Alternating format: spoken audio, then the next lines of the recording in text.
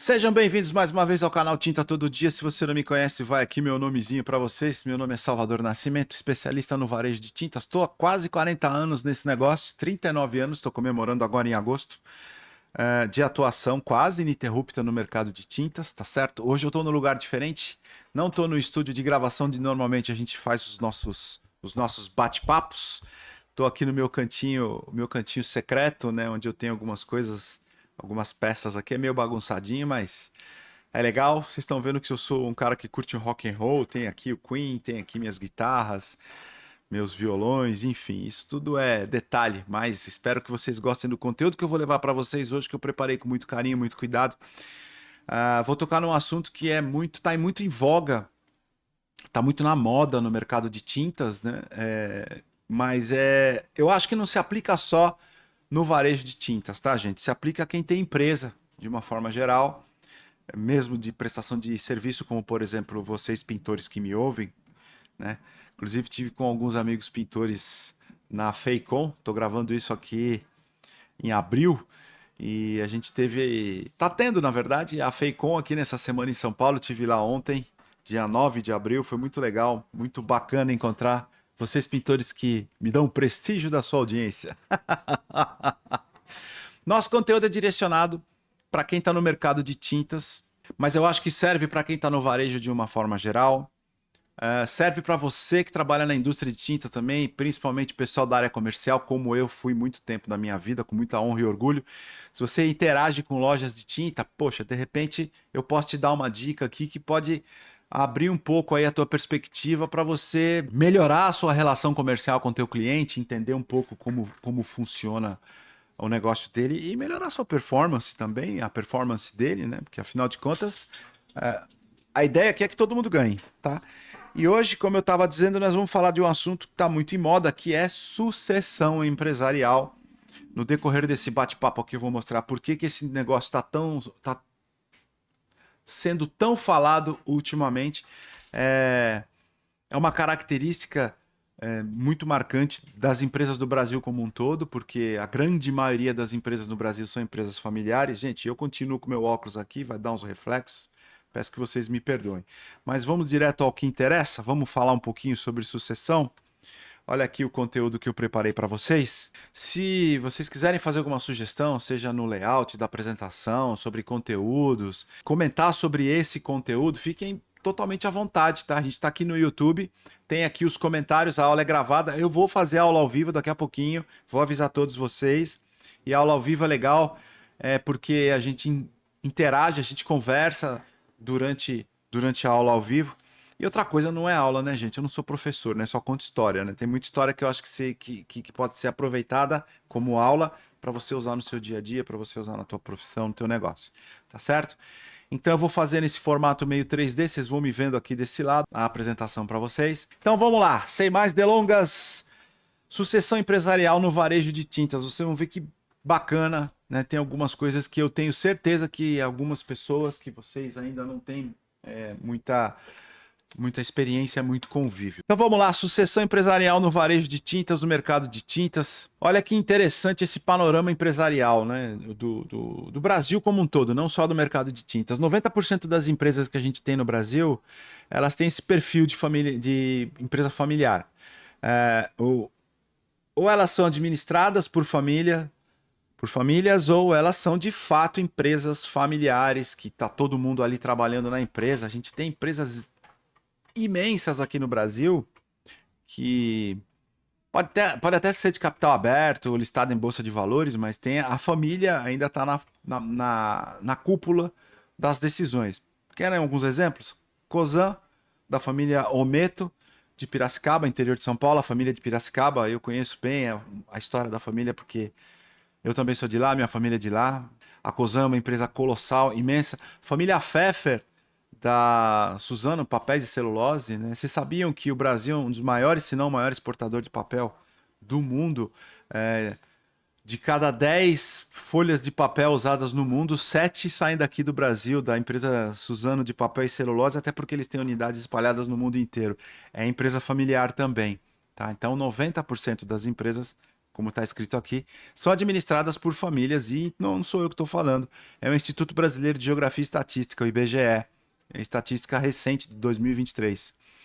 E as empresas familiares respondem por 65% de contribuição do produto interno bruto, né? Tudo que se faz no Brasil é medido pelo PIB, tudo que é produzido, e 65% do PIB está em empresas familiares. Outra empresa que vale a pena a gente comentar, que é uma empresa brilhante, é a JBS, frigorífico JBS, a maior indústria de proteínas do mundo, é uma empresa familiar, tá?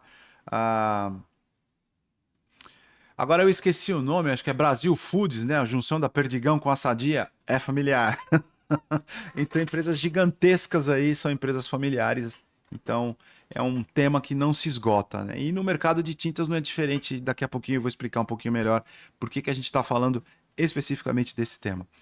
75% da força de trabalho que tem no Brasil é empregada por empresas familiares. Então, olha a importância de uma empresa familiar bem gerida, bem administrada. Impacta no trabalho, na mão de obra, na geração de empregos. E a idade média das lojas de tintas no Brasil, está aqui o primeiro dado que ajuda a esclarecer a importância da sucessão familiar. A idade média das lojas de tinta no Brasil é de 55 anos. A gente, na Abrarte, Associação Brasileira dos Revendedores de Tintas, vocês estão vendo o troféuzinho? Opa, cadê minha mão? O troféuzinho aqui em cima da Abrarte, ó. Opa, é o troféu do prêmio. Uma hora eu vou contar a história desse prêmio. Associação Brasileira dos Revendedores de Tintas, a gente está sempre cumprimentando lojas que fazem aniversário. Muitas lojas do ano passado para cá estão fazendo entre 40, 45, 60 anos. Isso tem a ver principalmente com a expansão do varejo brasileiro. Eu já contei essa história aqui. Aconteceu na década de 50 pela vinda das montadoras no Brasil. As lojas especializadas no comércio de tintas, elas tinham esse jeitão de material de construção. E quando houve a chegada das quatro, ou na ocasião das três grandes montadoras no Brasil, né, General Motors, Volkswagen e Ford, a General Motors veio um pouquinho antes, começou-se a perceber a necessidade de você ter no varejo fornecedores de tinta de automóvel, repintura automotiva. E a loja de repintura automotiva, ela é um pouco diferente da loja de tinta imobiliária e material de construção.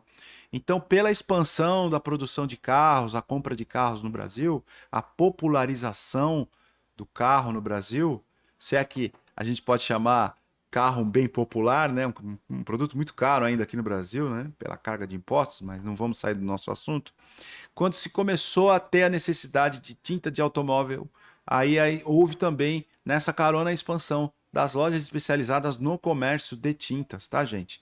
Então, bate mais ou menos com essa idade média, e daí a necessidade de se pensar em sucessão empresarial, porque os fundadores estão lá entre 70 anos de vida, né? Então é preciso pensar no que fazer com o negócio para o futuro próximo. Daí o tema que a gente está explorando hoje, que é muito importante.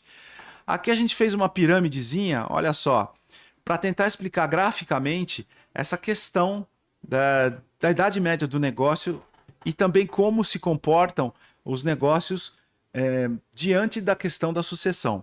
Olha só, 100% das empresas, obviamente, acontecem aqui. Elas estão aqui nessa base piramidal. Você tem a primeira geração, que são os fundadores. Os caras, né, as pessoas que montaram o negócio e empreenderam no comércio de tintas. Aí chega a segunda geração. 30% das empresas chegam seguramente à segunda geração. Só que desses 30%, apenas 15% sobrevivem. Sobrevivem. Empresas que passam da terceira geração e vão mais além. E são dados do Banco Mundial, né? A transição entre as gerações, elas são momentos críticos para a sobrevivência da empresa. O que acontece se a empresa não se preocupa com a sucessão? Fatalmente a empresa vai fechar ou ela vai ter que ser vendida ou simplesmente vai deixar de existir. Fecham. Então, há que se ter uma atenção para isso, né? Porque, afinal de contas, é um negócio, a maioria dos negócios, ainda bem no Brasil, do varejo de tintas, apesar de tantas dificuldades das suas características que são muito típicas, eles avançam e avançam com prosperidade, tá certo? Então, aqui estão alguns desafios para a sucessão. O primeiro é o planejamento, né? Tem que ser feito um planejamento e não a coisa não é tão simples quanto parece, né? E tem que se lutar contra o menor interesse das gerações vindouras, dos filhos. Porque é o que acontece normalmente. O empreendedor, ele monta lá o seu negócio, a sua loja de tintas, ele cresce, ele prospera. Com isso, ele tem condições de investir na educação dos filhos, na questão escolar e etc. E, invariavelmente, a maioria desses herdeiros, desses sucessores, eles não se interessam pelo comércio. Tá? Eles não veem no comércio uma coisa atrativa para eles. Então, normalmente eles se formam em carreiras, digamos, comuns, né? Como engenharia, medicina, etc. Então, isso acontece com muita frequência. Ainda é a minoria dos sucessores que entende que eles podem pegar um negócio, um comércio, e fazer ele crescer, fazer ele se tornar uma empresa importante, uma empresa mais rentável, ou uma empresa que, enfim, que cresça exponencialmente, né? E é isso que a gente vai abordar aqui.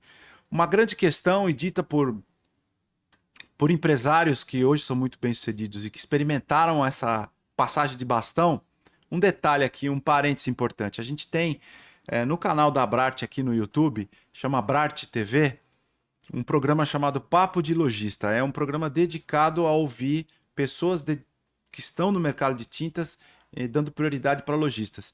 E quando a gente voltou com esse programa, eu sou, com muita honra, o apresentador do programa. O primeiro programa dessa nova, né, digamos, geração do Papo de Lojista foi com o seu Amilcar José de Sá, um dos fundadores da Tintas MC, a maior rede de lojas de tinta do Brasil, e ele conta a experiência pessoal dele. Hoje quem está à frente dos negócios é o filho dele, o Renato Sá, e o Amilcar, ele conta como foi essa experiência. E uma coisa que ele reforça muito é o tempo de se fazer, o momento ideal para começar o processo sucessório. E ele fala: comecem quando as coisas estão indo bem. Pensem nisso enquanto o negócio está, ou enquanto não, quando o negócio está numa fase boa, uma fase próspera, tá certo? Porque aí está todo mundo mais tranquilo, você não divide ou dedica a maior parte da sua energia e atenção para resolver um ou outro problema mais agudo, mais grave daquele momento, digamos, daquela fase do negócio. Porque empreender não é fácil para ninguém, e no comércio você tem o dinamismo, a velocidade que tem que ter, que resolver as coisas na hora, fazer acontecer. Eu costumo brincar, fazer uma analogia com futebol. Quando você trabalha na indústria de tintas, você está ali no treino. É tática, é ritmo, é fundamento. Quando você está no varejo, é o jogo. Você não pode bobear, você não pode vacilar e tomar gol porque fica mais difícil. No varejo você tem que fazer a bola entrar no gol. Então, é essa analogia que eu gosto de fazer. Então, quando o negócio está legal, está numa fase boa, uma fase próspera, uma fase de calmaria, é a hora de, se você estiver nesse processo sucessório, de começar a fazer esse planejamento, tá certo? Então, os desafios. Planejamento da sucessão, tem que pensar nisso, né? Infelizmente, ninguém é eterno nesse mundo, nessa nossa vida. Então, quando você chega numa idade, até pelo merecimento, de ter um pouco, de diminuir o ritmo, de descansar, de usufruir daquilo que você construiu, então quando você chega num determinado momento da sua vida, você tem que começar a pensar na continuidade do seu negócio e também nas questões familiares. Se o negócio é próspero, se o negócio é bom, por que não mantê-lo na família, tá? Entender o interesse dos filhos, dos sucessores, tá? E sucessão não é prerrogativa de filho. Tem empresas que continuaram com pessoas da família que não efetivamente os filhos, porque talvez os filhos não tivessem interesse, aí um sobrinho, um genro, enfim. Então, isso também não é incomum, tá? Então, há que se notar o interesse dos filhos, perceber o timing correto, onde você pode ser mais produtivo, dedicar sua energia para aquilo, no momento próspero, no momento de equilíbrio da empresa, sem esses momentos turbulentos, né, que infelizmente acontecem na vida, no negócio, na economia. Tá? E também entender as divergências de objetivos. Eu costumo dizer que o empreendedor, o cara que começa um negócio, o fundador, ele é o dono do sonho. Então, e muitas vezes o fundador ele não transfere efetivamente o sonho dele, a vontade dele para o filho. O filho pode estar no negócio, ele tem outros objetivos, mais resultado, um resultado financeiro melhor, fazer a empresa crescer, mudar um pouco essa estratégia, né? Eu vou dar alguns exemplos de empresas familiares aqui mais adiante. Então, há que se ter um equilíbrio e perceber e entender que visões podem ser diferentes nesse processo sucessório do fundador e dos sucessores, tá? Então, esses são os desafios mais comuns que a gente percebe em processos sucessórios. E aqui tem algumas diferenças entre a perspectiva do fundador e do sucessor. O fundador normalmente é o cara que aprendeu fazendo, né? A gente costuma dizer que o empreendedor, primeiro ele empreende, depois ele aprende, né? Tem alguns conceitos, alguns fundamentos, algumas matérias, vamos dizer assim, que o empreendedor ele vai aprendendo a fazer na jornada, no campo de batalha, no dia a dia do teu negócio, tá? E como ele é o fundador e normalmente as empresas começam modestas, pequenas, ele centraliza todas as decisões nele. Ele tem muita dificuldade de delegar, né? Talvez falte um pouquinho da confiança naquele que está do seu lado, naquele que está aquele que potencialmente vai te suceder. E o conhecimento do empreendedor é um conhecimento tácito, quer dizer, ele aprende fazendo, ele aprende quieto, normalmente ele aprende errando, não é? O perfil característico dos fundadores é de muita resistência à mudança, principalmente quando você tem esse conflito de gerações, né? Hoje a gente vive num mundo absolutamente digital, com inteligência artificial permeando várias atividades e aquela pessoa, aquele cidadão que começou um negócio há 40, 50 anos atrás, ele ainda tem aquela... Eu estou dizendo por mim, tá, gente? Ele ainda tem aquele apego à questão analógica, por exemplo, um roteirinho que eu fiz aqui está no papel. E começou escrito para depois passar pro computador, enfim. E as gerações mais jovens, eles são absolutamente digitais, então eles normalmente existem alguns conflitos, mas isso tem que ser compreendido. E o fundador, como eu já disse, eu antecipei aqui um item que eu coloquei, ele tem algumas dificuldades em delegar. E o sucessor, por outro lado, ele tem uma fundação acadêmica voltada para o negócio, se ele pretende suceder o fundador, né? Então ele se dedica academicamente, ele aprende conceitos de marketing, de negócio na faculdade, na universidade, e nada mais justo do que empregá-los. E pode ser que esses conceitos acadêmicos conflitem com o conhecimento tácito e o perfil intuitivo do fundador, tá? Normalmente, o conhecimento técnico está muito fresco na cabeça do sucessor, eles estão sempre abertos à inovação, a visão estratégica é completamente diferente, né? No comércio, normalmente, o empreendedor que começa um negócio no comércio, ele pensa prioritariamente, para não dizer que ele só pensa em uma coisa, na venda, né? Então, a visão estratégica de quem teve uma formação acadêmica é um pouco ampla, um pouco maior, e isso significa que é uma visão um pouquinho diferente do fundador. E também o sucessor ele se preocupa com processos bem estruturados, né? Ele tem já uma visão de negócios, onde ele tem lá as coisas nas caixinhas, nos departamentos, ele costuma departamentalizar as coisas, nada de errado com isso, não é? Mas são visões diferentes. O fundador já é mais prático, né? Aqui todo mundo faz de tudo um pouco e por aí a gente vai seguindo, né? A sucessão ela precisa de equilíbrio, né? O planejamento não elimina a intuição, mas ela aprimora o processo decisório. O que a gente quer dizer com isso? Tem muitas coisas que estão no intuitivo do fundador que elas funcionaram e continuam funcionando. Um dos riscos desses conflitos é de você menosprezar o conhecimento do outro, não é? O fundador ele pode minimizar a importância de um pensamento mais estratégico, de um plano de negócios, porque eu cheguei até aqui fazendo isso e deu certo. E quando você tem uma visão acadêmica, uma visão um pouco mais técnica, uma visão de negócios mais estruturada, você corre o risco de deixar a tua empresa menos flexível, né? Então, é preciso que se tenha esse equilíbrio, tá? E a gente tem vários exemplos de empresas familiares de nome, de sucesso, pelo menos sucesso em determinado momento, né? Aqui no Brasil, que mostram resultados da sua sucessão. Por exemplo, o Grupo Globo, a TV Globo, né? Os três filhos do jornalista Roberto Marinho, eles têm as suas características, eles foram muito bem preparados, embora muita gente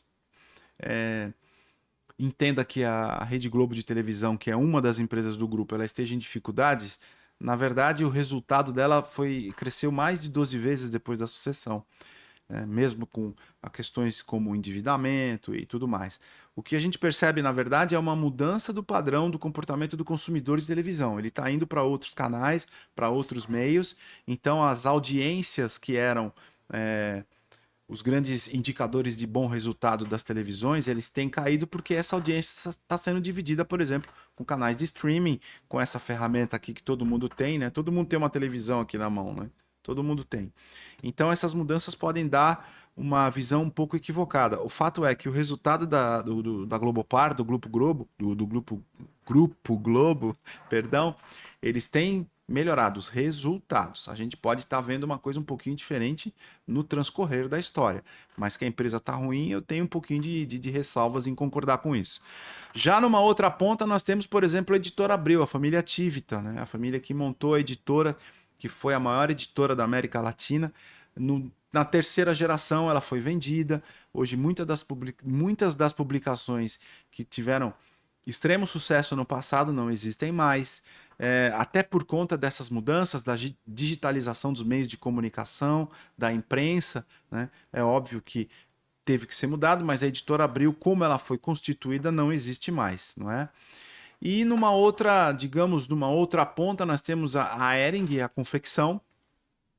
Ela estava sofrendo um processo muito complicado, até por conta da abertura do mercado na ocasião, a chegada de importados, principalmente produtos de vestuário vindo da China, mas a Hering conseguiu se remodelar. Vocês vejam, por exemplo, as lojas Hering, como elas têm um apelo completamente diferente. O apelo da Hering na década de 80 e 90, o apelo de marketing era o básico, né? Como essa camiseta, coincidentemente, é dessa marca.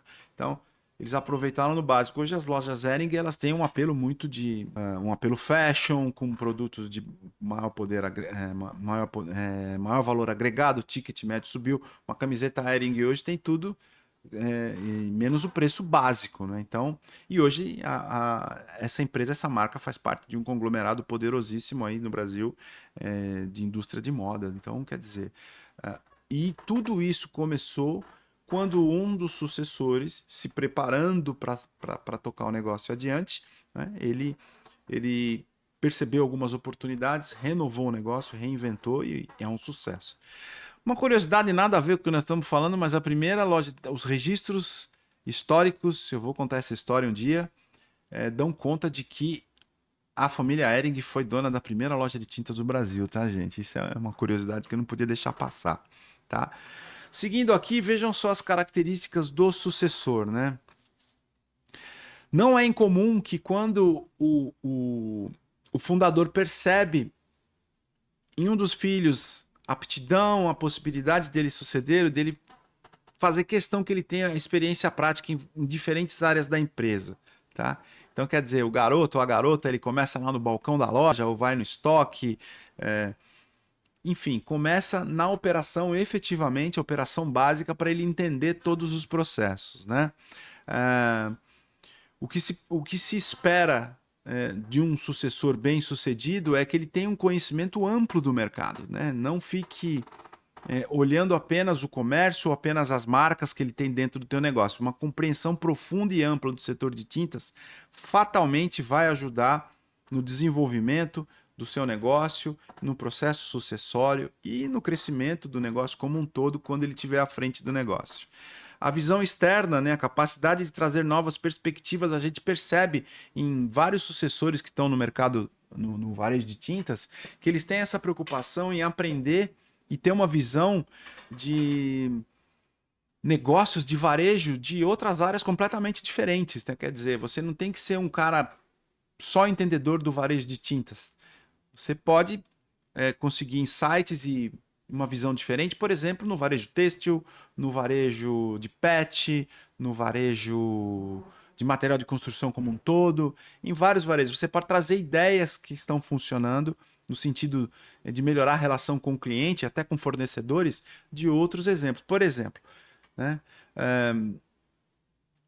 Uma grande indústria de tinta no Brasil leva seus clientes, seus melhores clientes, os seus clientes que têm ali a sua qualificação de acordo com os critérios deles, para a NRF. O que é a NRF? É a maior feira de varejo do mundo que acontece todos os anos em janeiro, em Nova York. Há mais de 100 anos que essa feira existe. Então, lá eles se conectam com tendências de vários tipos de varejo que tem alguma coisa interessante a mostrar. Aí você traduz isso para o teu negócio e acaba se transformando numa inovação no varejo de tintas, por exemplo. Então, é muito interessante. A gente tem conteúdo na Abrart, conteúdos relativos a essa feira, a NRF, que é a maior feira de varejo do mundo. Tá? Vale a pena dar uma olhada lá. Palestras com Caio Camargo, que é um especialista em varejo que está todo ano lá.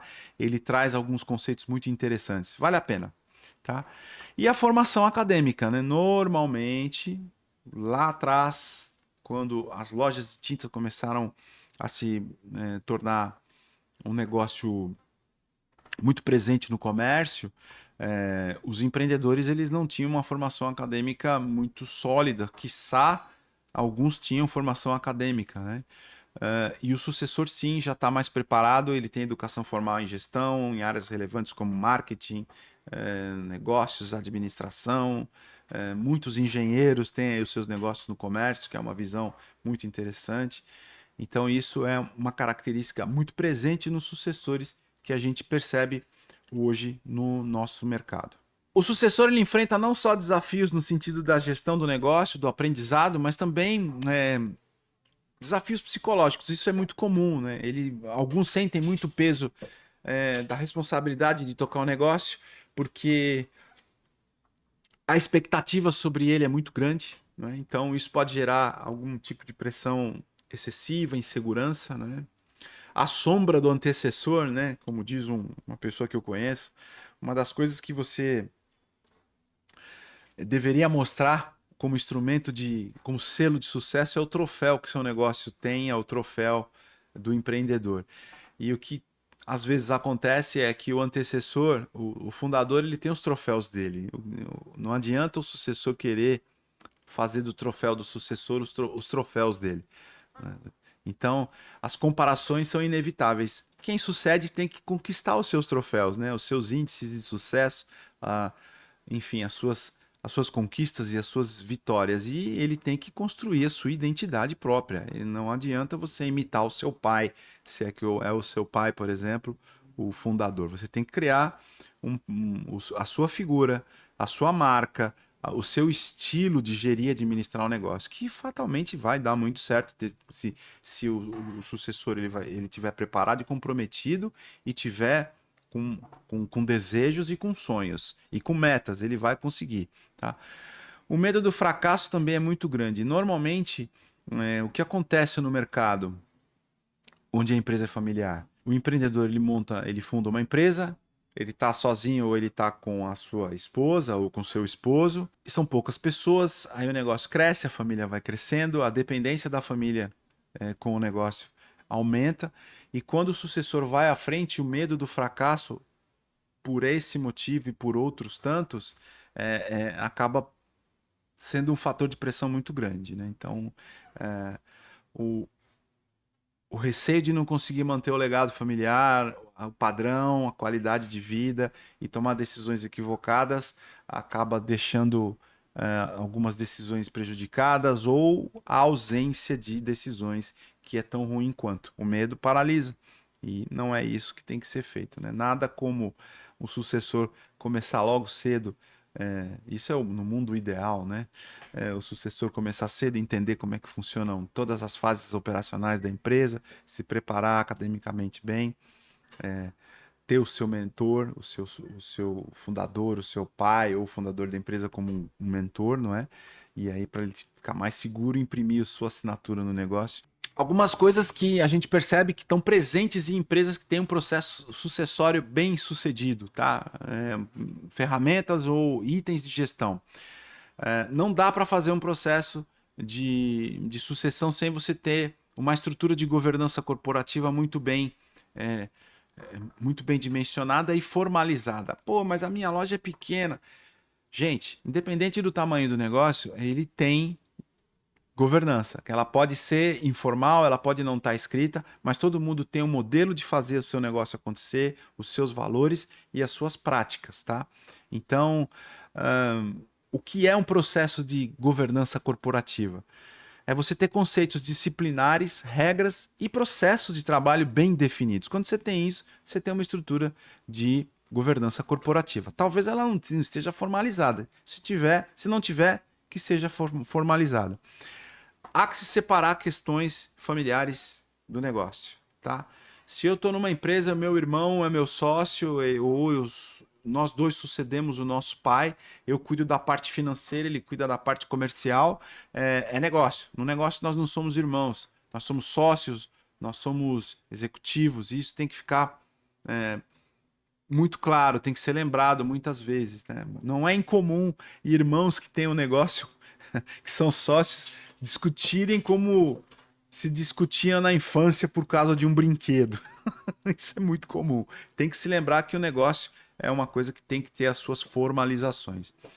E um item que, digamos, é instituído num processo de gestão corporativa bem-sucedido é o conselho de administração. E aí tem a presença dos familiares, né? E o conselho de administração é um conselho consultivo, né? Todo mundo ali deve conhecer o negócio ou conhece negócios parecidos e leva ali a sua experiência, né?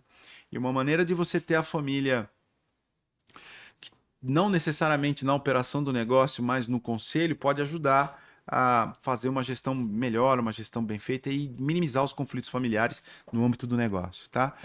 Uma outra chave muito importante, que tem sido muito bem sucedida, é instituir processos de meritocracia, premiação por mérito, com critérios muito claros e muito objetivos de avaliação, sem subjetividade, gente. Eu acho que você deveria ter feito coisa diferente. Isso não existe. Pega um fato concreto, veja o resultado e faça-se a correção numa conversa, numa análise de avaliação muito clara, sem emoções, sem sentimentos, tudo em prol do progresso do negócio, né? Reconhecimento por resultados, obviamente com critérios muito bem definidos, o que é um resultado positivo, como que você vai ser reconhecido por isso, qual vai ser a sua premiação, a sua bonificação, tá? E oportunizar de forma igual para todo mundo. Não é porque é meu filho que ele tem que ter um privilégio, não é porque é meu irmão que ele tem que ter um privilégio. Negócio é gelado, não tem emoção. Quem tem emoção são as pessoas. Então, critérios bem definidos, objetivos, maneiras de análise e avaliação baseada em fatos, sem subjetividade, vão ajudar o negócio a prosperar e continuar, né? E, obviamente, gestão de conhecimento é uma coisa que é preciso ter, né? Seria ideal que todo mundo tivesse, independente do tamanho do negócio, né? Documentação de processo, está escritinho lá o que tem que fazer, e isso está sempre sendo revisitado, revisado, né? Transferência de expertise, olha, eu sei um negócio, eu conheço uma matéria, eu domino um processo, então eu tenho que transferir isso para as outras pessoas que trabalham comigo, nos vários níveis da empresa, entendeu? E treinamento contínuo. Gente, treinamento é uma coisa que... Vamos fazer uma analogia com o esporte, tá? Um time vitorioso para de treinar, treina todo dia. É assim que tem que ser também com o varejo. E outra coisa, gente, uma coisa que eu gosto muito de dizer, eu ouço muitos lojistas, muitos varejistas do setor de tintas insistirem em pedir para a indústria fornecedora treiná-los. Não é isso que precisa acontecer. Obviamente que a indústria fornecedora ela tem toda a estrutura desenhada do produto, conhece ali os detalhes, mas há muita coisa que os próprios empreendedores, que os próprios lojistas podem fazer. Isso dá autossuficiência, entendeu? E outra coisa que está no âmbito assim meio empírico, tem lojas que eu conheço que o fundador vende muito bem, porque ele conhece. É como se ele fosse um chefe de cozinha num ambiente que ele domina. Ele não precisa de receita, ele já sabe qual é o prato que o cliente quer. Mas ele tem que passar isso adiante, porque o aprendiz do chefe de cozinha, ele precisa da receita. Olha, aqui vão 3 ovos, 2 colheres de farinha. Já o cara que domina a matéria, que normalmente o empreendedor fundador, ele domina aquele processo todo, como ele faz aquilo intuitivamente, ele foi aprendendo, fazendo, ele tem alguma dificuldade de formalizar isso, transformar isso em treinamento. Então, não dependa de fornecedor. Todo mundo tem a sua assinatura, o seu jeito de fazer e ele tem o seu nível de eficácia. Então, treine continuamente a sua equipe para fazer o que tem que ser feito. Isso é motivo da gente conversar mais detalhadamente num futuro próximo. Vou fazer um conteúdo sobre isso, gente. Tá? Os desafios específicos do varejo de tinta. Até agora nós falamos de sucessão de uma forma ampla, tá certo? A gente sempre dá uma pincelada aqui, com o perdão da analogia à pintura. A gente sempre coloca aqui dá um pitaco colocando o varejo de tintas como figura central, porque é o que eu conheço. Mas o varejo de tintas ele tem ali os seus desafios muito específicos, né? Tem o comércio de tintas ele está num processo de expansão muito acelerado no Brasil nos últimos 4 anos. A gente começa a ver novos modelos surgindo. Por exemplo, franquias, redes com marcas próprias, que dá um tempero, uma competitividade diferente. Tá? Então, essa expansão, né, licenciamento de marca também, associações comerciais de lojas. Então, isso tem aumentado o nível da competitividade no varejo brasileiro. Então, dentro do contexto da sucessão, isso tem que ser contemplado. Né? Conhecimento técnico é fundamental, é básico, e não só dos líderes, para toda a turma, principalmente a equipe de vendas, a equipe comercial. Lembra que eu falei agora há pouco? Não dependam exclusivamente de indústria para treinar os seus funcionários. Né? Tinta é um produto de varejo, mas ele é um produto técnico, que ele tem as suas características, e a aplicação também depende de um processo muito bem feito. E isso tem que estar na ponta da língua de todo mundo que está na loja, de todo mundo que está no comércio. Até de quem não está na linha de frente, para ajudar fazer o tal do marketing integrado. Né? O cliente entrou na loja, ele é cliente de todo mundo, até porque todo mundo vai depender da venda que se faz para o cliente. Então, conhecimento técnico é fundamental e ele tem que ser aprimorado, porque as coisas mudam muito rapidamente. As ferramentas que eram utilizadas para aplicar tinta no passado, elas estão sendo substituídas por ferramentas, por exemplo, né, muito diferentes. Né? Você vê essas desempenadeiras imensas para você ganhar produtividade na aplicação de massa corrida ou de massa acrílica, só para dar um exemplo. Pintura mecanizada, efeitos especiais. Então, a necessidade de reciclagem e conhecimento técnico é permanente. Digitalização, então nem se fala. Na pandemia isso ficou muito claro. Quando as lojas tiveram as suas atividades restringidas e o digital ele entrou, só que tem algumas empresas que estão esquecendo isso, tá? O grande salvador da pátria, nenhuma alusão ao meu nome, tá, gente? Um dos grandes salvadores da pátria no processo pandêmico foi o WhatsApp. Quer dizer, é uma ferramenta digital para você contatar com o teu cliente. Tem muitas outras. A transformação digital está mudando completamente o comportamento do consumidor. E quem acha que vai ganhar do digital, não vai ganhar. O digital ele traz velocidade, tá? Você tem que estar presente no digital para trazer o teu cliente para a loja, porque é ali que você faz o show acontecer e a experiência ser marcante. Mas é preciso estar no digital. Uma coisa que a gente sempre diz, o consumidor do futuro ele já está com 30 anos, tá? Dificilmente alguém, um jovem, vai utilizar outro instrumento que não esse para orçar a tinta que ele vai precisar, ou talvez que ele nem saiba que ele precisa. Você tem que estar ali também para dizer para ele que ele precisa. Então o digital é vital, tá? E uma coisa que tem acontecido muito, né? Cada vez mais, a preocupação pela sustentabilidade. Né? Produtos ecológicos, processos ecológicos estão cada vez mais presentes. No caso das tintas, por exemplo, cada vez mais produtos à base d'água, menos tóxicos, menos ofensivos, não só ao meio ambiente, mas quem aplica e quem habita um lugar pintado. Então, é necessário. E também tem processos alusivos à sustentabilidade, por exemplo, de logística reversa, de resíduo de tinta, de lata vazia. Isso já está muito presente. Tem leis que atuam para que a sustentabilidade seja, digamos, sendo feita e sendo uma regra cada vez maior e mais presente, tá? Então, e o comércio ele é uma peça importante nesse processo de sustentabilidade e de circularidade da economia, né? Por exemplo, a embalagem do seu cliente. O cliente leva um galão de tinta para casa, aí ele pinta, e o que ele vai fazer com a lata?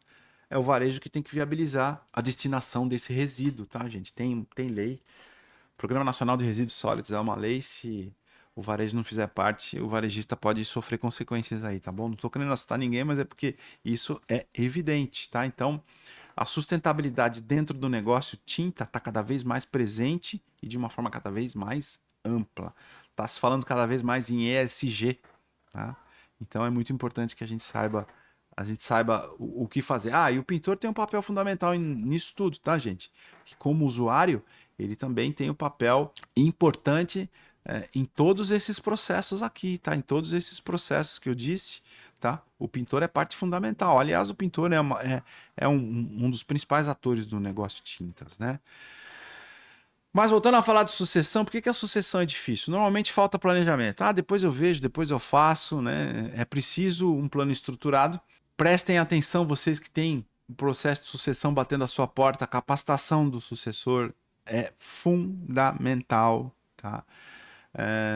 Ele pode estar trabalhando com você, fundador, desde garoto, mas ele pode estar precisando de alguma coisa até porque o teu negócio mudou, né? Tenho certeza que quem abriu uma loja de tintas há 20, 30, 40 anos atrás mudou muito a estrutura do teu negócio, o funcionamento do teu negócio. Então, é preciso que o sucessor tenha a capacitação muito bem feita. Comunicação deficiente, não quero falar sobre isso, tem que falar. Tem que falar. Um negócio para sobreviver e para continuar mantendo a sua família, ele tem que entrar na pauta, ele tem que entrar na conversa, ele tem que entrar na agenda. E o suporte especializado ainda é escasso no Brasil, mas está mudando. A gente vai mostrar isso para vocês, né? Quais são as iniciativas e caminhos possíveis, né? O Sebrae, por exemplo, tem programas de capacitação muito específicos para a sucessão empresarial. Então, e o Sebrae está ali para ajudar, tá? O Sebrae, ele é uma entidade que faz parte do Sistema S da Indústria e do Comércio, ligado à Federação das Indústrias do Brasil, né? Então, é muito interessante. Se você não conhece, procure no Sebrae, tá?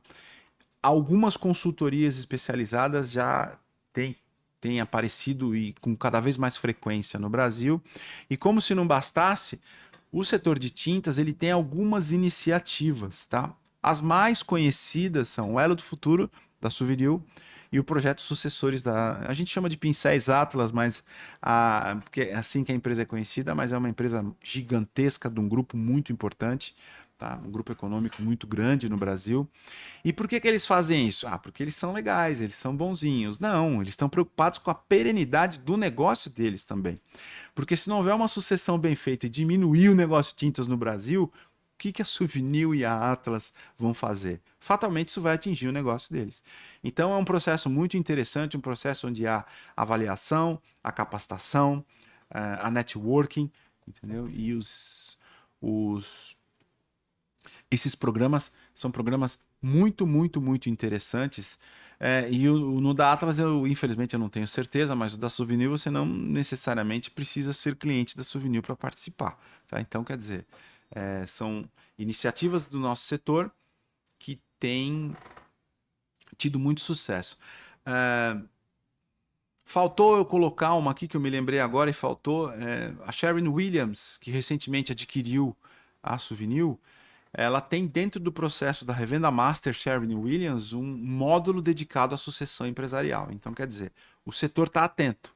Tá? Tem muita gente que negligencia o setor de tintas, mas o setor está atento. E esses programas, eles começam a ser percebidos e outras empresas já estão aí gestando processos muito parecidos. Como eu disse no começo, não é porque eles são bonzinhos. Eles também estão vendo o futuro do negócio deles.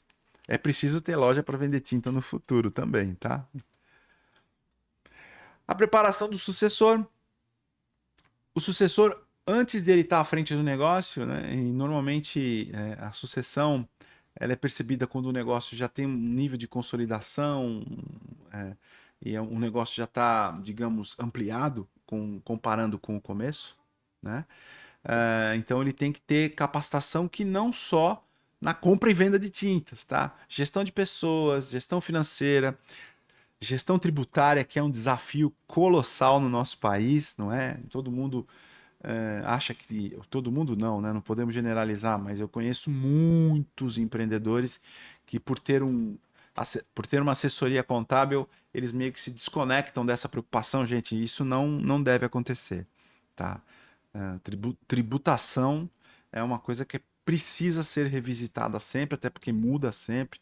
A gente está com uma reforma tributária em curso, a gente vai perceber isso daqui a alguns anos, mas é bom entender como isso está funcionando. É um dos temas de maior audiência e procura nos boletins aqui da Abrart, ou Abrart aqui em cima, Associação Brasileira dos Revendedores de Tinta, muito importante. Tecnologia, então, é a palavra de ordem de hoje, tá? Se fala muito em centralidade com o cliente, né? Centralidade do cliente, quer dizer, ter o cliente como figura central. Como é que você vai entender o que ele quer dizer? Olhando dados. E você vai conseguir dados através de tecnologia. Vendas, então, nem se fala. A razão do comércio é a venda. Marketing digital, que é completamente, não vou dizer completamente diferente. Ele é diferente, ele traz do marketing tradicional os conceitos, mas a aplicação deles no marketing digital é muito interessante. E a gente percebe muitas lojas se esforçando para fazer um marketing digital eficaz, mas o que às vezes eles estão fazendo é o marketing tradicional, panfletando na internet. E não é isso que traz resultado para sua loja. Em uma hora a gente vai explorar esse tema com muito cuidado, muito carinho, que é uma coisa que me fascina muito, né?